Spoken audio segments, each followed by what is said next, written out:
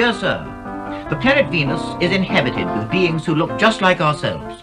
No doubt you can't see this, not with all the education you may possess, for when one's educated, things become complicated, and that simplicity is non-existable. Dear Sir, re the quiet sun. I think the sun acts very strangely. I see it go into a red-hot disk, then change into a new moon, as on Saturday last. It rocked about, went dim and bright, and repeated this until after a few minutes it vanished. Dear Sir, on the basis of my theory of cold light radiation from the moon, there should be a period of turbulence, cloud chilling and rain about the 14th, 15th and 16th of June. Will you please help me to check this? Dear Sir, one evening, many years ago in Glasgow, I noticed a series of round balls travelling round 3 walls of a room. Whatever was causing the images, about 3 or 4 inches in diameter, I looked and could discover nothing. Then I noticed that stars in the sky were fading, and that as they faded, my balls disappeared. Stars were round. How is it that everyone thinks them pointed? Well, those are some of the many thousands of letters that I've had since I started going on the air and talking about astronomy, which is a good many years ago now. And at least these letters were written by people of independent thought, people who weren't shackled by the strings of convention.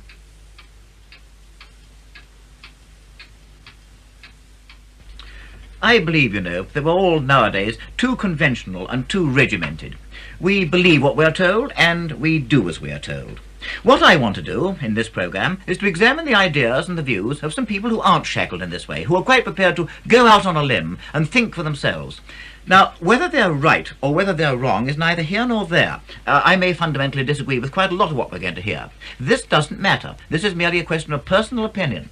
Let's take an example. One of these independent thinkers is the Reverend P.H. Francis, Vicar of Stoughton in Sussex, and let it be said at once that he's no amateur. He holds an excellent mathematics degree from Cambridge University. He's taught mathematics for many years, and he still does.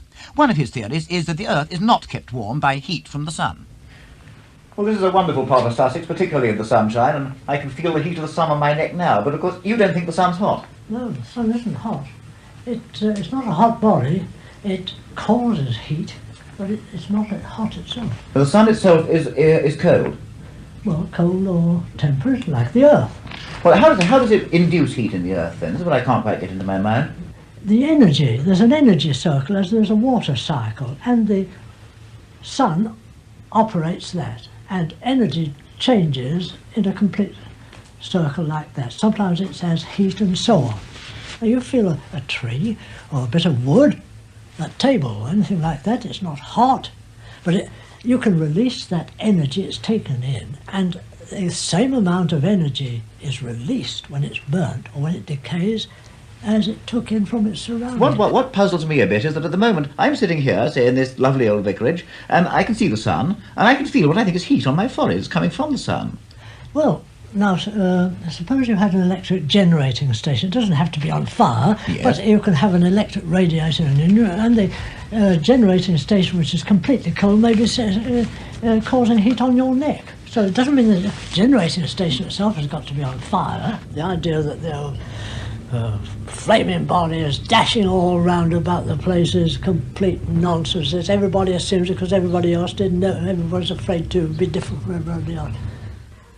I'm sure that Mr. Francis is right when he says that we tend to accept what we're told. And I wonder if everything now is so stereotyped and conventional that independent thought is stifled early on. And if so, does school play a part in the stifling? I decided to ask the boys of Homewood House, near Tunbridge Wells, whether they accepted everything that their masters told them, or whether they were ready to strike out along an independent line. Right round here. Right. Oh, come on. Yes, I see what you mean. Yes.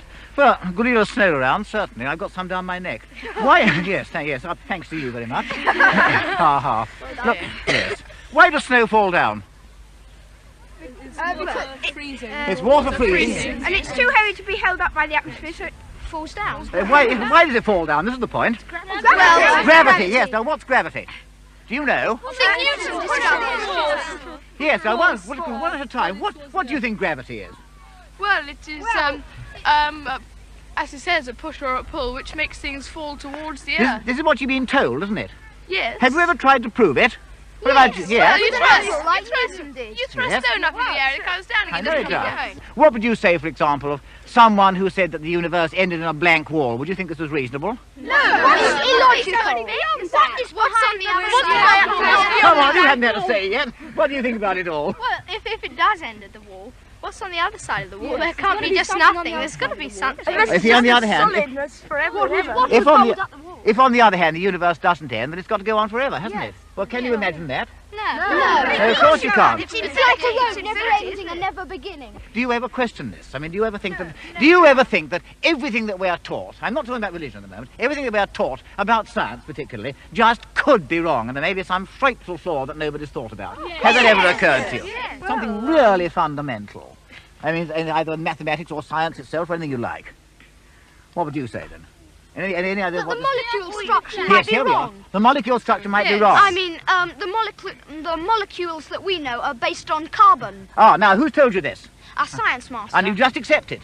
Naturally, because I can't think of anything else that it could be made up of. I see, well, that's a jolly good reason. It could be some unheard of thing. Very fair. They think for themselves, but perhaps only within certain limits. We must accept some things, I know that, but there's a danger that we're going to turn into regimented sheep if we accept too much. Or have we already done it? Now, look at this postbox. Nowadays, we're told that if we want a letter delivered in a reasonable time, we've got to put 5p on it, not 4p. And everybody meekly does it, so the price stays at 5p. Whereas if people protested and only put 4p on, the price would bound to come down. Nobody but a sheep would post a letter under such conditions.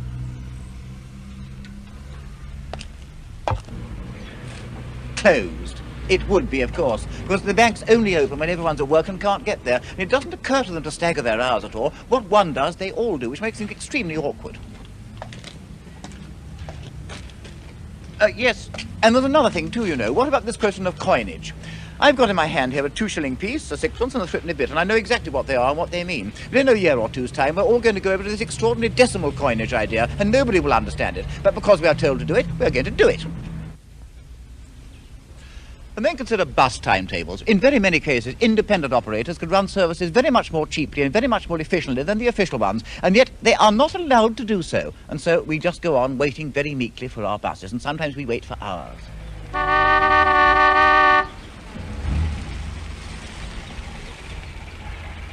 You see what I mean by that? Driving on the wrong side of the road. Most dangerous. And they're going to try and make us do it in a few years, simply and merely because the rest of Europe does, and I don't like to think what the results are going to be. And I very much fear that I'm one of these sheep already. I've become ultra-conventional.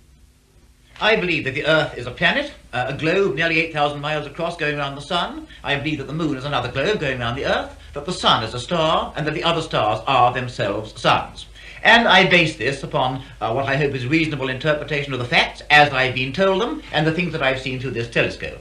And of course, in astronomy, there's a great deal we don't know. But we're learning more every year, in fact, every month. For example, we have now the idea of going out into space with projects such as Apollo. 20 seconds out, we get a loud and clear from Frank Borman. All looks great. As the astronauts went moonward, they could see the Earth. And to most people, this new view confirmed that the world is a globe, but not to everyone. And while in Apollo 8, the commander, Colonel Borman, mentioned the views of Mr. Samuel Shenton, president of the International Flat Earth Society, who lives in Dover and who believes the Earth is shaped like a gramophone record, with the North Pole in the middle and a wall of ice all round the edge. Links very much with the statement which was given out by General Boardman, the astronaut. He spoke about the Earth in its early stages. The Earth in its early stages was revealed from the waters, and it was revealed as a four-square fabric. Like this, in fact? Absolutely like that. And this is water around it? Absolutely, yes, yes. The waters were dispelled from the Earth, and the whole thing was covered by a heaved-up structure, shamihim in the Hebrew, a heaved-up structure actually in water. What about the astronauts then? If they didn't in fact go round the Earth, what did they go round? Their track goes across the Earth's surface, yes, so much so that... Here. The North Pole in the middle and the South Pole all round. Yes. The astronauts fired off from Cape Canaveral, or Kennedy as it is today. They went on an egg-shaped orbit over this like that. Keeping the same height all the time? Absolutely so. Dr. Littleton said that to put a thing into orbit, you carry it up to a height and then level off. What exactly is this line here? Oh, those result from the camera photographing the horizon, and the photographs result in these humped effects, which people are presented with, that they think the Earth is round. In fact, there isn't any South Pole. No, no, no. The 60,000 miles was round the ice barrier, and so far man has not gone across the ice barrier to investigate any further. There's one theory I can think of which was completely wrong, but which nevertheless led to some rather interesting research. And that was the idea that the Earth is the inside of a hollow sphere, so that Australia's above our heads somewhere, the sun's in the middle, surrounded by a crystal sphere upon which the stars are etched, and the Earth extends below our feet infinitely in all directions and rises up like this, so to speak. Well, it's a fascinating idea, and in the early 1930s it percolated through to Germany, and the City Council of Magdeburg offered to finance a rocket to be sent up vertically to see whether in fact it would crash land in Australia. They took this idea to the German rocket experimenters, people like Werner von Braun, and they did in fact finance and launch 2 rockets to test the theory. In fact, the first rocket rose to about 10 feet and then exploded. On the second occasion, the rocket launcher was horizontal instead of vertical, so the entire thing was inconclusive. Certainly, von Braun and his workers had no faith whatever in hollow globes, but all the same, these independent thinkers did finance some research which, at the time, was jolly useful.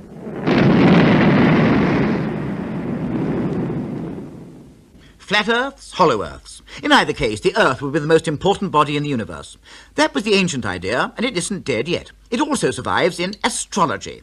To the astrologer, the destinies of men are affected by the positions of the planets in the sky, and this implies, as the ancients did, that the Earth is all-important, and that everything else is there for our convenience. It's an attractive idea, and this may be why it still has a large following. I talked about it to Mrs. Parker, who is Secretary to the Faculty of Astrological Studies. Well, a little while ago, I consulted the daily papers and looked at my horoscope for the week or so, and when you compared the two, they were entirely different. Oh, of course, this has absolutely nothing to do with the sort of astrology that I'm concerned with at all. That's just fun, pop astrology, if you like. And heaven forbid that one should be associated with that. Of course, one can't possibly divide the world into 12 neat little sections like that. I mean, this is ridiculous. One thing that always interests me, you say, and I don't dispute you, that astrology actually works. Why? Why should the positions of the planets have any effect upon human destinies at all? Well, of course, this is a $64,000 question. And I must be the first to admit, and I'm sure every logical, every sensible astrologer would say the same, that we do not know. It could be because of the solar system being such a compact unit of space that we are interdependent on each other. I don't know. I don't think anyone knows. Would you say that your life is really ruled by the stars? Oh, not at all, no. I look upon astrology as a perfectly practical subject. Rather like a captain of a ship using a weather forecast, if one wants to use it, with regard to... And you think that astrology really can have a beneficial effect upon people? Oh, absolutely, because through astrology one can learn much more about oneself. What do you think is the future of astrology? Oh, definitely with the psychiatrists and the psychologists.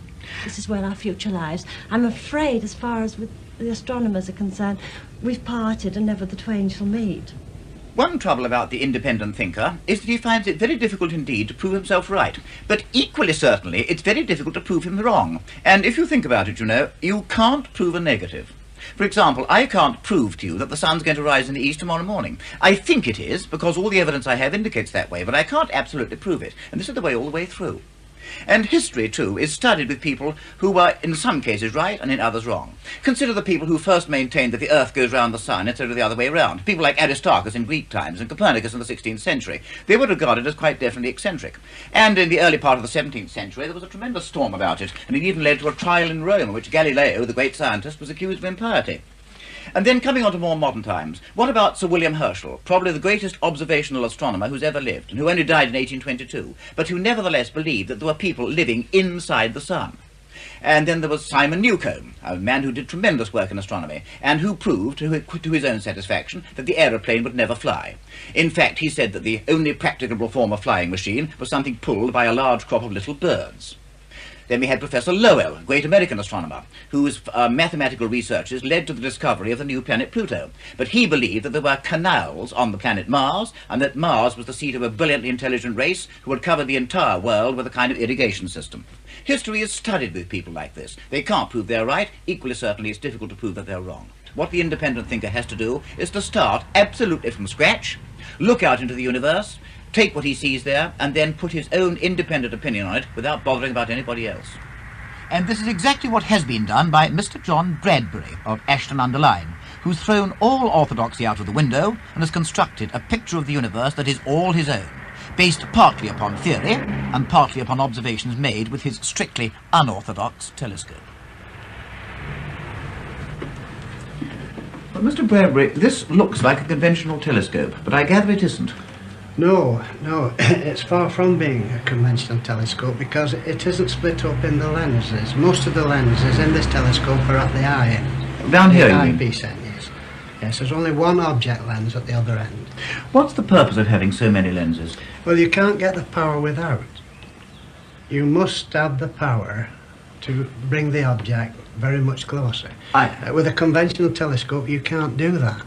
I would have thought that every time you passed a beam of light through an extra lens, you'd lose a bit of light. Yes, that is so, that you do lose light. But looking at objects in the sky, you don't need to lose it. Looking at your map of the Earth, it looks to me as if you've got the North Pole in the middle and all directions are south. Is this correct? Yes, it is correct in that method. What about gravity? Sir Isaac Newton, when he was in an orchard in Lincolnshire, saw an apple fall from the tree, and he brought out his theory of gravity, that the gravity had drawn this apple to the ground. Yet he didn't make a law which held the other apples on. Now, he also said that if you could stand a needle up on its point without any support, he would believe that the world wasn't going round. Naturally, I had to bring out a new theory to prove the shape of the world, the shape of the Earth too, you see. Which is what you've done. Yes, that is it. And you see, no matter where we are on the Earth's surface, we will always be pulled back to the centre. And that's why you can't go to the edge of the Earth, in fact. Yes, you cannot go to the edge of the Earth. Well, let's have a look at the actual diagram of the Earth itself, shall we? And this, I think, is very interesting. There we are. Now, I know that you've got the Earth as with a flat top and kind of a round underneath. Is this correct? Yes, that is quite so. Yes, you see, this is more like a jigsaw puzzle. You can't complete it without a flat-topped Earth.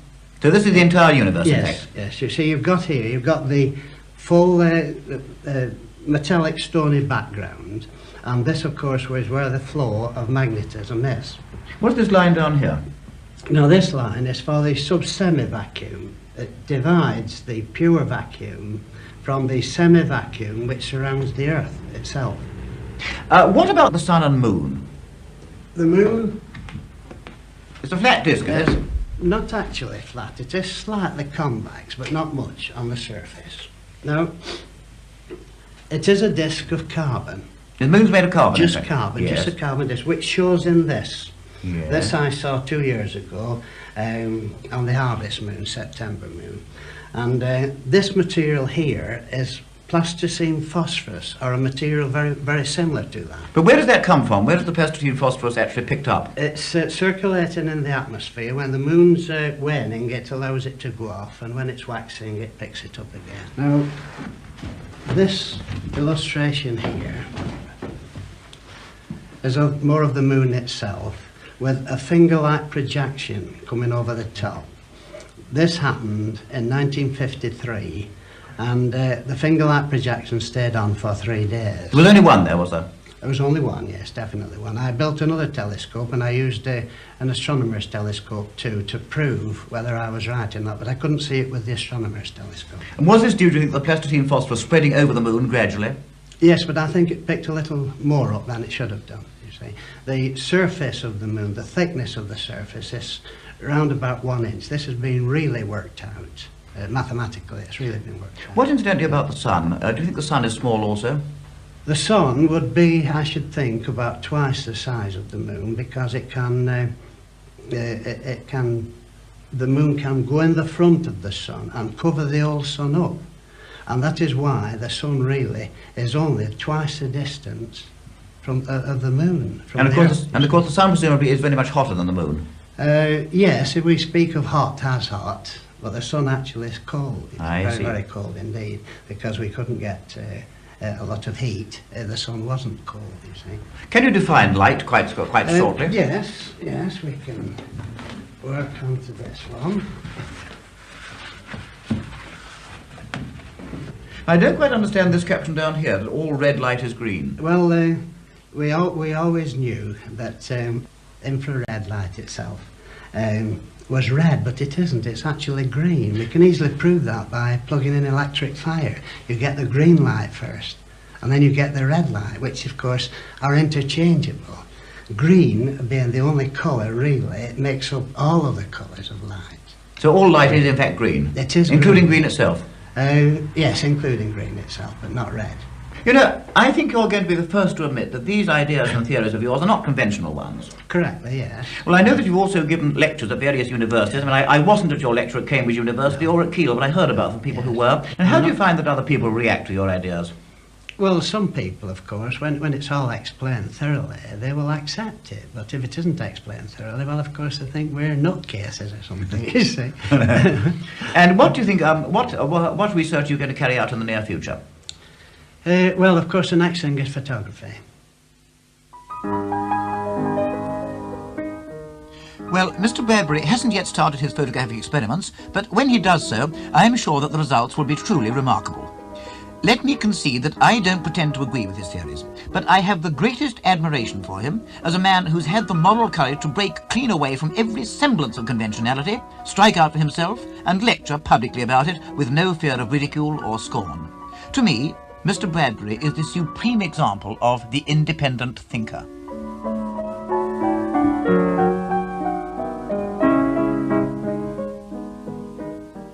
And so to Warminster.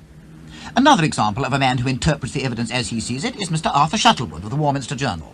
He's written 2 books about flying saucers. He believes that we are being visited by alien beings and that one focal point of saucer activity is Cradle Hill outside Warminster town. Well, this is the first time I've been on Cradle Hill. It's certainly a very bleak kind of spot. Is this one of your most favourable observing sites? This is the best we found, Patrick, of all the high points around here. This is the most pretty visually, these craft. Where do the saucers normally come from? Well, normally they come from due north. One finds them hovering over that particular copse, which is quite renowned now, really, that particular copse, because so many people have seen them here, you know. What would you say has been your most exciting experience up here? Well, I would say that the most unusual, as apart from exciting, the most exciting was when one of these small spheroids chased us through the copse, virtually. And we tried in turn to chase it, and it just went along there at a terrific pace. This was no bigger than a soup plate. Must have been a robot eye or a brain beacon, like a thinking beacon, which is sent down from the craft to make observations. The most exciting, to me, or the most unusual, was when we had 4 rather nice people from all over the world. One was Lady Marjorie Stewart from Australia, who's travelled all the way across here. Had there been myself here, I would have run away and thought, I'm mad. You know? We saw one coming in from about the southwest towards the copse, and when it arrived there, it delicately balanced upward like that, shot away, and as it shot away, imagine a battery of searchlights from the ground beaming up into the air. Stark, vivid colour. Well, instead of that, it was as though the battery of searchlights was in the air, and it formed a perfect arch of beautiful silvery light, absolutely brilliant. We've seen northern lights from here on the distant horizon, fan-shaped, you know, bluey white. But this was directly above us here, and it was vast, this terrific screen of light. How the military missed it, I don't know. We had no reports, but 4 of us saw these, and we all confirmed on tape, separately later, exactly what we'd seen, and it all concurred and confirmed one another, corroborated what we were seeing. In the midst of this, there suddenly appeared what I can only describe as 2 giant forms, aeroforms. Here again, this is where the great shock to me came, why it's the most unusual. And these forms were absolute silhouettes of figures. Long hair as though waving in the wind. No features visible, but the outline was there. The fingers, the robes coming down, everything outlined. One over that particular stretch of trees, one over that copse there. But here was the apex of this glorious battery, you see, of light.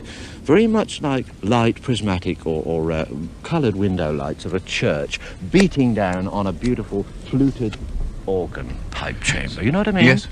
There was that effect, and then these two beautiful figures. And of course, the figures had no character about them. They were so huge, and it was as though they were trying to embrace us. Little group of four. One woman fell on her hands and knees, and she honestly thought this was the second coming. I'm not surprised. Yes, I'm not surprised. Yes. So that this is what I mean by my certainty, that there's such a very thin barrier between things spiritual, things scientific. Providing one isn't pseudo either, Yes. one can get at some strata of truth, I think. Well, it's a lovely evening at the moment. I can see the moon shining at us from up there, so we'll come Yes. back here this evening and Well, just hope for the best. I hope so, yes. Of course, it's not as large as the normal type we get, but that we would definitely classify as UFO. You can hear, when a plane goes over, you'd hear the sound legacy. There's nothing there so far, and there should be. Because that's not at high altitude either. You will, but he'll come back, Patrick. He'll hover over the cots, probably. He'll come back. Yes, he will. He will come back. I think, with a great respect, I think he was a satellite. Well, it's probably Echo. Probably Echo. Oh, well. I thought it was There's a two plane. satellites in 2 minutes. Yes, oh, yes, then. yes, we can see hundreds of them. Yeah, oh yes, but I that bought was some a with- very bought some with low. binoculars. I thought that was very, very low. I for a got some of those satellite. binoculars. Yeah. Thanks awfully. May I retain it for 1 second, Mr. Ferguson? That's awfully. I would say that's exceptionally low for a satellite. And it isn't as large as what we normally see, but that's that type. Mhm. Now here's another one coming up, you see, to the copse, you see? There you are. Another one coming up right to the copse, I think, isn't it? Unless it's my eyes that are bad here, but it looks as though that's moving towards the copse. Right. That's another one, Once anyway. you turn the lights on, of course, we're The defeated. other one is blacked out, but I think that that's another one going towards the copse. Very, very low. Very, very low. Here, look. Right over the track, right over the copse, heading for the copse now. Now that's peculiar if that's a plane, because you should hear a plane definitely at that altitude from this angle. There you are, merging in with the first clump. You see? Now you don't get 3 satellites in 2 minutes, surely. It's miraculous if you do. Well, it's been a most interesting evening, and whether one believes in flying saucers or whether one doesn't, it's certainly been original so far as I'm concerned. It's independent thought, and I think you'd call yourself an independent thinker. Yes, first of all, I'm glad that you enjoyed your visit. I haven't And actually. I do think of myself as that, I'm afraid, without being egotistical about it. I don't think there's any reason to be ashamed of it, very much the reverse. In fact, I think it's probably done something for you, hasn't it? It has. I think it's broadened my personal vision of man, you know, and mankind, the art and purpose of life, what it's meant for, perhaps even what lies beyond, you know. Well, I've always maintained for a long time that we're all too standardised and reactionary. And do you think this independence of thought in all directions is going to spread? I think so. Possibly due to the manifestations of these crafts. And where do you think, where's it all going to lead us? I think it will lead eventually, and I do hope this most sincerely, to man on Earth becoming a truly civilised creature. And I use creature in the nicest sense. Well, whatever one thinks, no one's going to quarrel with that, and let's only hope it comes true. I hope so. Now man may land, if he is able, upon the moon. The voice of Venus, according to Mr. George King, president of the Aetherius Society. Mr. King now lives in California and is, he explains, in constant telepathic touch with Aetherius, a powerful extraterrestrial being who lives on Venus and is always on hand with help and counsel. The Aetherius Society has its headquarters in the Fulham Road. When I went there, I was greeted by Mr. Robertson, who very kindly acted as the Society's spokesman on this occasion. This, I assume, is where you hold your meetings, Yes, yes, that's right. This, incidentally, is a model of a typical flying saucer that's very often seen in the skies of this Earth. It was actually taken from 2 photographs taken many years ago, one by a man named George Adamski in America. Yes, I remember him. And later by a boy called Stephen Derbyshire in the north of this country. Both photographs turned out to be images of the identical craft, and this model was made as a result of that. What about the name Aetherius itself? The word, or the name Aetherius, is a Greek pseudonym meaning the one who comes from space. It is a pseudonym given to a particular master from the planet Venus who regularly communicates to the Aetherius Society. So, in fact, Aetherius lives upon Venus? Lives upon the planet Venus, yes. You wouldn't then agree with the astronomers that Venus is a world where the temperature's too high for life to exist? I would say that it is possibly uninhabitable for life as we know it, for the particular carbon-based cell body that man on this Earth has.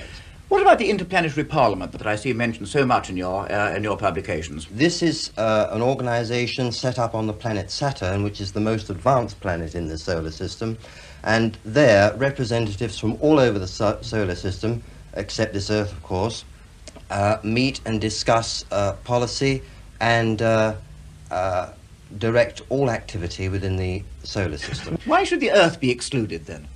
Well, why indeed. Mankind has evolved so far that he has got to get himself out of the materialistic trap and the mess that he's built for himself over the past centuries. I read in one of your publications that, in your view, the Earth people are descended from Lucifer, who destroyed the Earth with an H-bomb. Is this correct? Mankind on this Earth, many thousands of years ago, did inhabit a planet that orbited between Mars and Jupiter.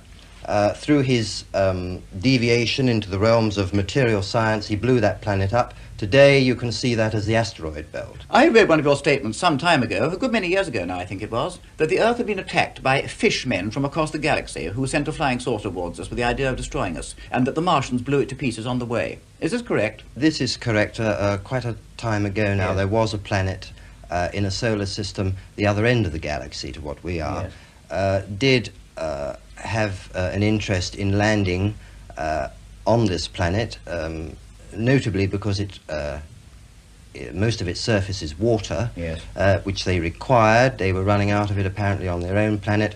The Martians stopped this attack long before it ever reached the Earth. What does Aetherius himself look like? No description has been given of Aetherius, but a typical Venusian, if landing in a particular aspect on this Earth, would be in the region of maybe 7 to 9 feet tall, long white or fair hair, a cinnamon-coloured skin.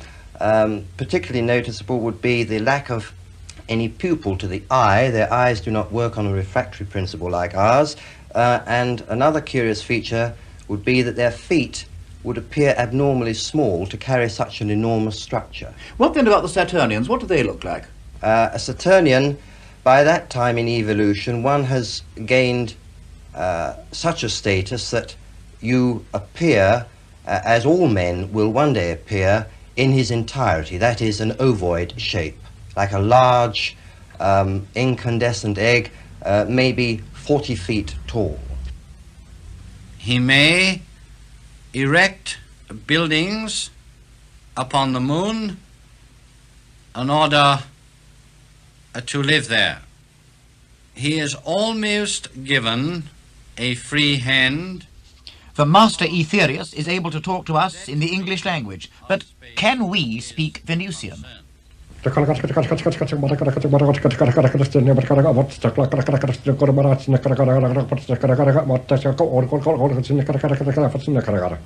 does that mean, actually? That means, how are all you? I am very pleased to see you this afternoon. How many languages can you speak? I can speak altogether 3 of the space languages.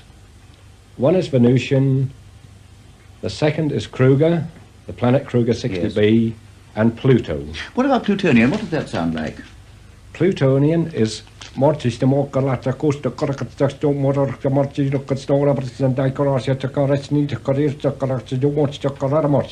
did you learn these languages? These languages have been a gift sent from me from the actual people by rays.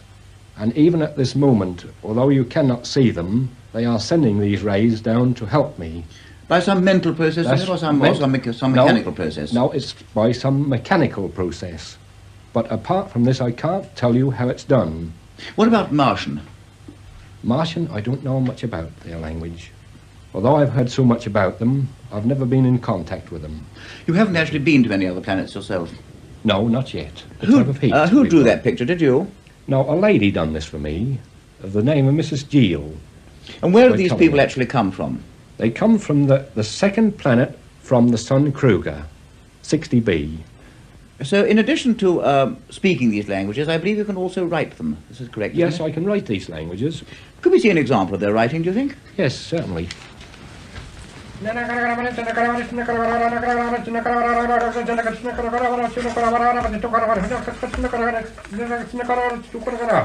What does that mean, actually? This here means that we are here for a purpose, which is something to do with your Earth. That we will reveal later. I see. Could we see some Plutonian writing, do you think? Certainly.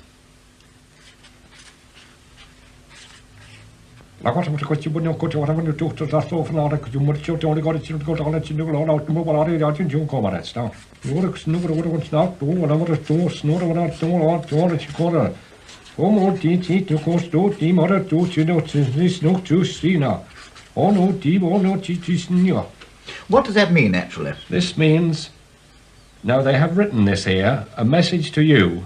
Before long, in 1969, we are going to show you proof. Patrick, they call you. Did you mind this here? Not I'm at all, called no, Patrick. far from it, no. We have we have watched you for a long time. We are interested in all your great men besides ordinary people. We are interested in everyone. That's most encouraging, because Venus... Mr. Bernard Byron from Essex moves in a realm of the unknown which, I think you'll agree, makes it very difficult for us to disprove him. And yet he has the charm, the cheerfulness and the courage which is common to all independent thinkers, and for which I myself have the warmest admiration.